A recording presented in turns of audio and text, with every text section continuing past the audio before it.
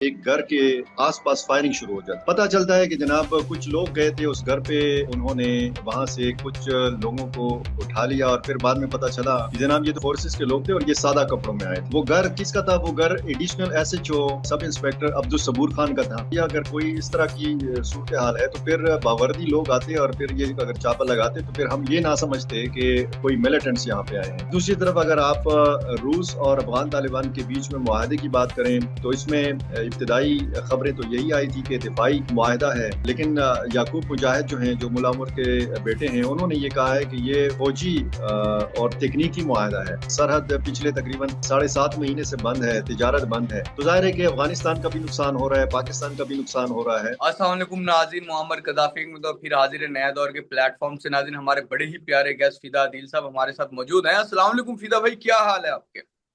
वालेकुम अस्सलाम मोहम्मद साहब, कैसे हैं जी? बहुत बिल्कुल शुक्रिया। बिल्कुल फिदा भाई, मैं ठीक। अच्छा फिदा भाई, हमने कुछ खबरें सुनी कि केपीके में अक्सर हमें बताया भी जाता है, हम खुद भी देखते हैं, कुछ असेसमेंट्स होती हैं कि केपीके की जो गवर्नमेंट है मौजूदा, सुहेल अफरीदी वगैरह, और जो मौजूदा हमारी फेडरल गवर्नमेंट है और हमारी जो एस्टेब्लिशमेंट है, वो सेम पेज पर नजर नहीं आती। बहुत सारी हम इस तरह की चीजें देखते हैं। अभी लक्की मरवत से कुछ खबरें आ रही हैं कि कोई पुलिस वाला था और उसके और फौज के दरमियान कुछ मामला हुए, जिससे बाद पता लगा कि कोई दहशतगर्द था। क्या ये असल वाकया क्या था? बहुत शुक्रिया मोहम्मद साहब। एक तो जाहिर है कि मुखालिफ जमातों की हुकूमतें हैं खैबर पख्तूनख्वा में और वफाक के अंदर, तो इसी तरह हम देखते हैं कि बहुत सारे मामलात में सियासी बयानबाजी भी होती है और दहशत गर्दी एक बहुत ज़्यादा हसास मामला है, एक कौमी मसला है। इस पे कम अज़ कम सियासत नहीं होनी चाहिए।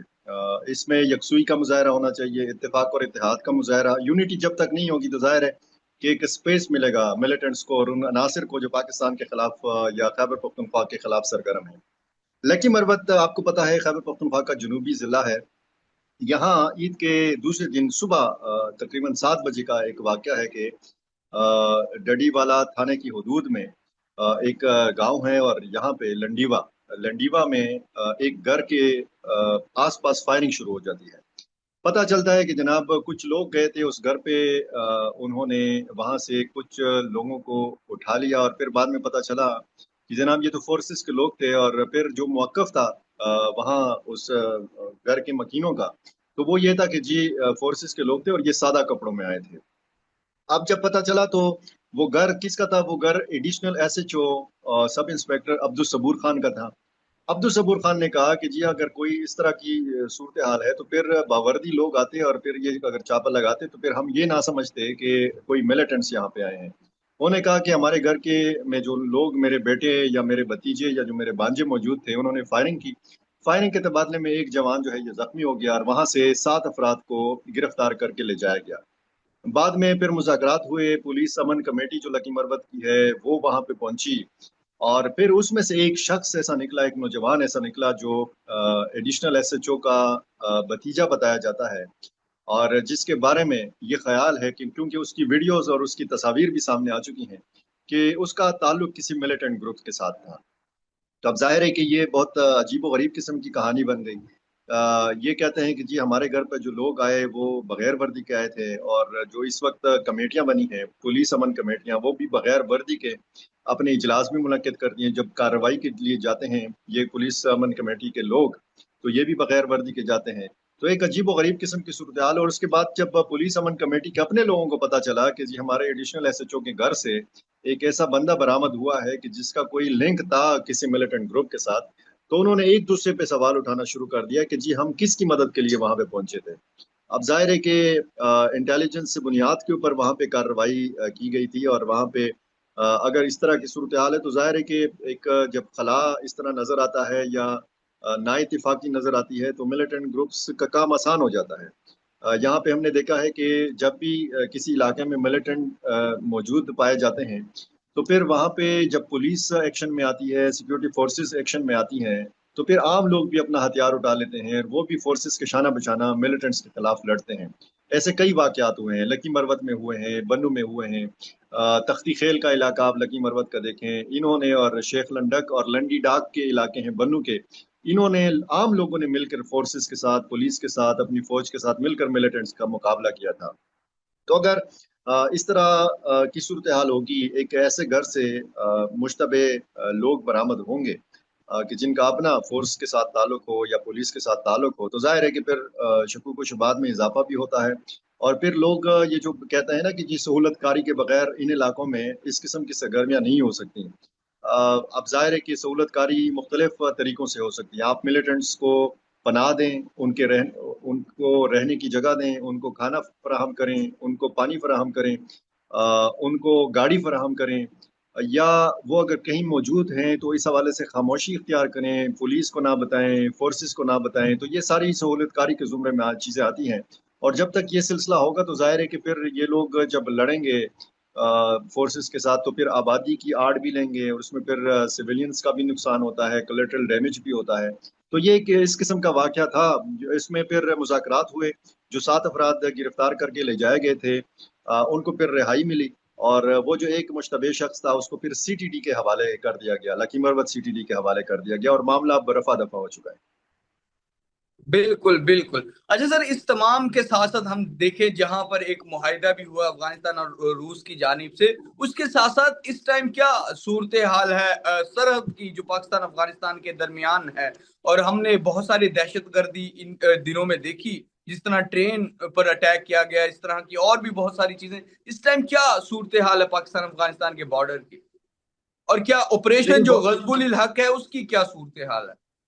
देखिए, ऑपरेशन गजब लिल हक के हवाले से तो पाकिस्तान का बड़ा वाजे पैगाम आ चुका है। कोर कमांडर कॉन्फ्रेंस से आ चुका है, DGISPR की तरफ से आ चुका है, इसमें दफ्तर खारजा के तर्जुमान की तरफ से आ चुका है कि ऑपरेशन गजब लिल हक जारी रहेगा। यानी ये तो उस कार्रवाई का नाम है जो अफगानिस्तान में पाकिस्तान करता है। यानी पाकिस्तान के अंदर कोई बड़ा हमला होगा, उसके शवाहिद ऐसे मिलेंगे कि उसके लिए प्लानिंग के लिए अफगानिस्तान की सरजमीन इस्तेमाल हुई है, तो वहाँ पे जो मुबैना पाकिस्तानी मिलिटेंट ग्रुप्स के ठिकाने हैं उनको निशाना पाकिस्तान बनाएगा।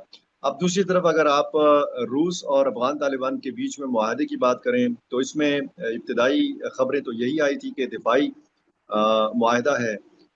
लेकिन याकूब मुजाहिद जो हैं, जो मुला उमर के बेटे हैं, उन्होंने ये कहा है कि ये फौजी और तकनीकी मुआहदा है। यानी जो असलहा, गोला बारूद, टैंक वगैरह, जहाज वगैरह नाकारा कड़े हैं अफगानिस्तान के अंदर, जो रूस यानी जिहाद के ज़माने में आप देखें जब रूस ने हमला किया था अफगानिस्तान के हम्म ऊपर, तो फिर वो उसकी मुरम्मत, उसको जदीद बनाना और मजीद टेक्नोलॉजी फराहम करना इस हवाले से है। अब उसमें हम्म याकूब मुजाहिद ने वापसी पे ये भी कहा है कि पाकिस्तान को इस हवाले से फिक्र करनी नहीं चाहिए, क्योंकि ये हमारा तकनीकी मुआहदा है। और ये हम्म भी उन्होंने कहा है कि जिस तरीके से पहले पाकिस्तान ने यहाँ पे फ़िज़ाई कार्रवाइयाँ की हैं, हम चाहते हैं कि आइंदा पाकिस्तान इस किस्म की कार्रवाई ना कर सके। तो यहाँ से ये इशारा ये भी मिलता है कि शायद अफ़गान तालिबान ने रूस से फ़िज़ाई जो दिफ़ाई साज़ो सामान है वो भी मांगा है। अब ज़ाहिर है कि इस खित्ते में बाकी ममालिक को आप देखें, सेंट्रल एशिया को आप देखें, और फिर आप ताजिकिस्तान के साथ जो हालिया दिनों में हालिया कुछ महीने पहले, कुछ हफ्ते पहले जो वाक़यात हुए, ईरान के तहफ़्फ़ुज़ात, चीन के तहफ़्फ़ुज़ात और पाकिस्तान के तहफ़्फ़ुज़ात आप देखें अफ़गान सरज़मीन के हवाले से, ये बढ़ते चले जा रहे हैं। और फिर रूस वो मुल्क है जिसने जुलाई 2025 में बाकायदा तौर पर ऐलान किया था कि हम अफ़गान तालिबान की हुकूमत को तस्लीम कर रहे हैं। वो मुल्क के जहाँ से ये भी कहा गया कि अफ़गानिस्तान की सरज़मीन पर 20 से ज़्यादा दहशतगर्द ग्रुप जो हैं यहाँ पे मौजूद हैं, और 23,000 गैर मुल्की दहशतगर्द यहाँ पे मौजूद हैं। वो मुल्क जो है बाकायदा और बाज़ाब्ता तौर पर आता है और अफ़गान तालिबान के साथ मुआहदा करता है।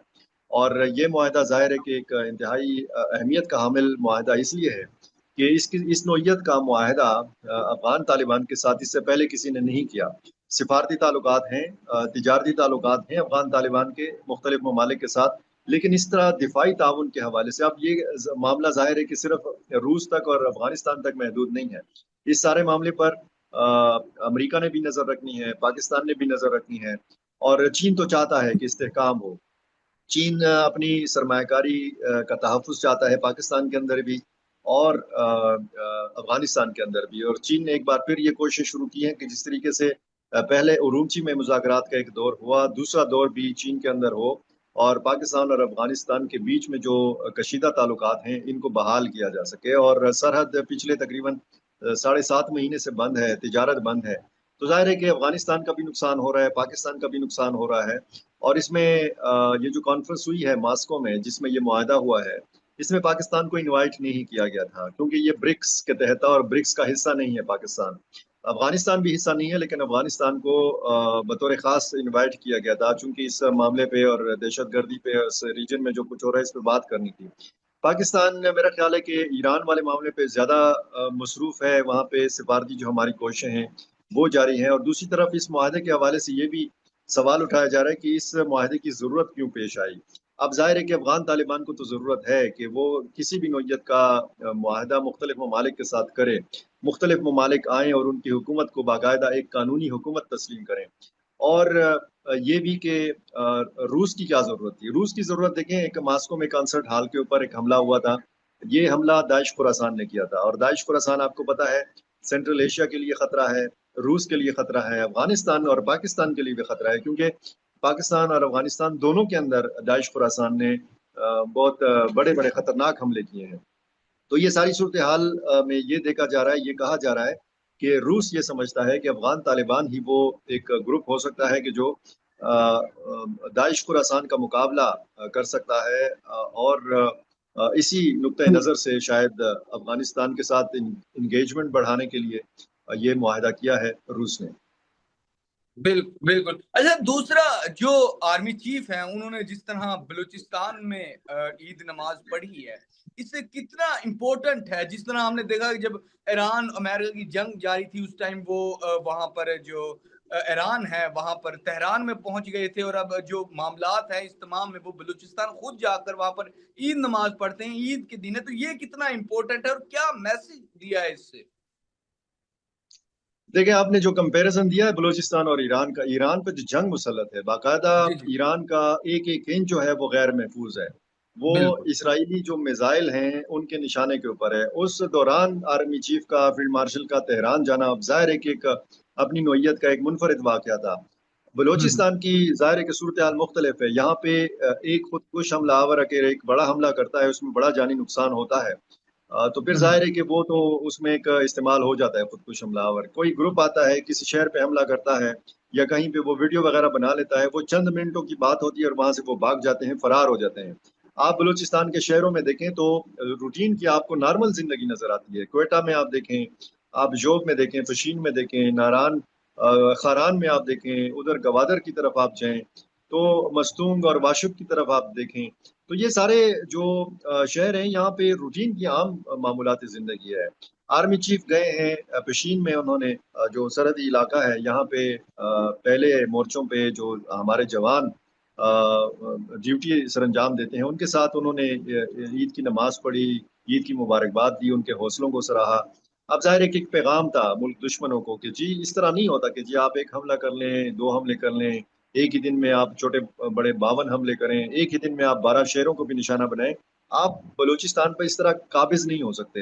ये जो नाम नेहाद आज़ादी की तहरीक है, इस तरीके से ये नहीं चल सकती कि आप बैंकों को भी लूटें, आप लोगों की निजी अमलाक को भी नुकसान पहुंचाएं, आप कंटेनर्स को भी जलाएं और ये कह के जलाएं कि जी इसमें मादनियात लेके जा रही हैं, और फिर जब कंटेनर के अंदर से हम देखते हैं तो फिर सब्जियां पर जो है वो बरामद होती हैं।